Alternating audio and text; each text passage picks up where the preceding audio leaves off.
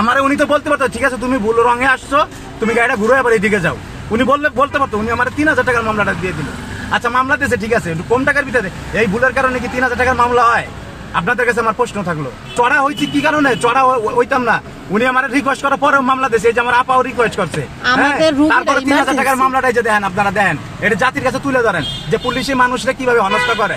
যখন রং সাইডে গাড়িগুলো যায় তখন তোমরা ধরো না, বড় বড় অফিসার কাছে গাড়িগুলো যায়, সচিবালয়ের গাড়িগুলো যায় রং সাইডে ধরো না। এই জায়গায় এই কাম করে দেখে পুলিশে বেশি হেনস্থা করে, এই জন্য আমি গাড়ি নিয়ে এখানে। আপনি কি পুলিশের কাছে ক্ষমা চেয়েছিলেন? অবশ্যই ক্ষমা চাইছি। 5 বার কি বলেছিল আপনাকে? উনি বলছিল যে ঠিক আছে কাগজ দেন, আপনাকে মামলা দেওয়া হবে না। তারপরে ওনারে কাগজ দিছি, আপসে গাড়িটা চাপায় আসেন, উনি আমার ফার্স্ট করে 3000 টাকার মামলাটা যে ধরাই দিল। আচ্ছা আপনাদের কাছে কি মনে হয় পুলিশ কি এখন আগের মতো আছে না? অবশ্যই আগের মতো, সব কিছু আগের মতো আছে। তারা কোনো ইসের ভিতরেই পড়ে না, তাদের ভিতরে কোনো মানবতাই কাজ করে না। আমি আপনার কিছু না হই, কিন্তু তারপরে একটা কথার ভিতরে আপনার মনটা গলা উচিত আমি মনে করি। খুব রিকোয়েস্ট করছে, খুব মাপ চাইছে আমার, আমি যেটুকু দেখছি আর কি, খুবই মাপ চাইছে, খুব রিকোয়েস্ট করছে, ওনার আইনের কাজ উনি করছে, বাস দিয়ে দিচ্ছে এইটুকুই দেখছি। গাড়ির যে মহিলা ছিলেন উনি যখন অনেক রিকোয়েস্ট করার পরে যখন কথাটা শুনলেন না বা দিয়ে দিচ্ছে 3000 টাকার, এই জন্য উনি পরে খুব রাগিত হয়েছে। হ্যাঁ তবে সেলেনা করছে, হ্যাঁ না এটা মানবিক দিতে হয় নাই, তবে উনি এক মতন জোর করেই কেসটা দিয়ে দিয়েছে। না এটা উচিত করে নাই। মানবিকতার কথা আপনি নিজে এখনই বলতেছেন, আপনি মামলা দিলেন 3000 টাকার, কেমনে? ওইটা যে মামলা দিয়েছে আপনি তার সাথে কথা বলেন। পুলিশের একটা গাড়ি দেখলাম, ওইটা আমি দেখিনি, দুঃখিত। বেলি রোডে পুরো রং সাইড ড্রাইভিং এ আসছে, রং সাইড ড্রাইভিং এ হলে তো হচ্ছে অ্যাক্সিডেন্টের সম্ভাবনা বেড়ে যায়। সো তাকে তো আমরা আইনগত ব্যবস্থা নিব। মোটরসাইকেল গেল পুলিশের, সেটা ছেড়ে দিলেন কেন? পুলিশের একটি প্রাইভেট কার গিয়েছে। আমি তো মোটরসাইকেল ধরিনি, আমি প্রাইভেট কার ধরেছি। আর ভিতরে রুগী আছে, এমন ভাবে বলেছে যে 4 থেকে 5 বার আপনাকে অনুরোধ করেছে। মানবিক দৃষ্টিকোণ থেকে এটা আচ্ছা আইনে কি মানে আমি ক্ষমা চাইলাম, আইন আমাকে ক্ষমা করে দিল এরকম বিষয়? উনি যদি এখান থেকে ইউটার্ন করতো তবুও একটা বিষয় ছিল না।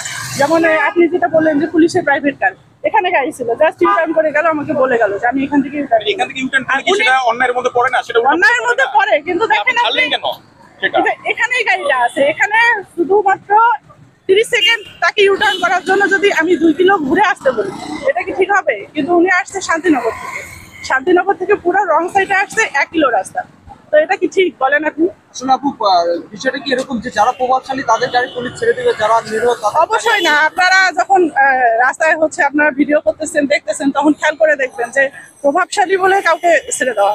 যারা রং করবে, রঙের একটা ধরন আছে যে এরা এখানে সাইড থেকে হচ্ছে ইউটার্ন করলো যেখানে 30 সেকেন্ড সময় লাগতেছে, আর সে 1 কিলো ধরে আসলো, দুইটা কি সমান হইলো? ওই তো রং সাইড ড্রাইভিং এ মামলা দিয়েছি। কেন মামলা দিয়েছি? এই জন্য তো বললাম যদি আপনাদের প্রবলেম হয় তাহলে আপনারা ডিসি অফিসে যোগাযোগ করেন। ওনাদের কথা হচ্ছে আমি যেটা হচ্ছে মামলা দিয়েছি এটা ঠিক হয়, এটা অন্যায়। যদি অন্যায় হয় তাহলে কি মামলা হবে? উল্টো পথে কোনো একটা গাড়ি আসে তখন প্রতিবন্ধকতা হয়, তখন হচ্ছে এখানে একটা জ্যাম সৃষ্টি হয়, যার কারণে আমাদের ট্রাফিক শৃঙ্খলাটা হচ্ছে মানে অনেকটা সমস্যার সৃষ্টি হয়। তার পরিপ্রেক্ষিতে আমাদের এখানে সার্জেন্ট ছাপা ছিল যে সে হচ্ছে তাকে আটকানো হয়, মানে আইনগতভাবে ব্যবস্থা নেয়, পরবর্তীতে ওনাকে উল্টা আসার প্রেক্ষিতে তাকে মামলা দেওয়া হয়। কিন্তু 5-6 বার ক্ষমা চাইছেন তার ভুলের জন্য, তার ভুল স্বীকার করার পরে মামলাটা হয়, এটা যৌক্তিক কিনা বা মানবিকতার মধ্যে পড়ে কিনা?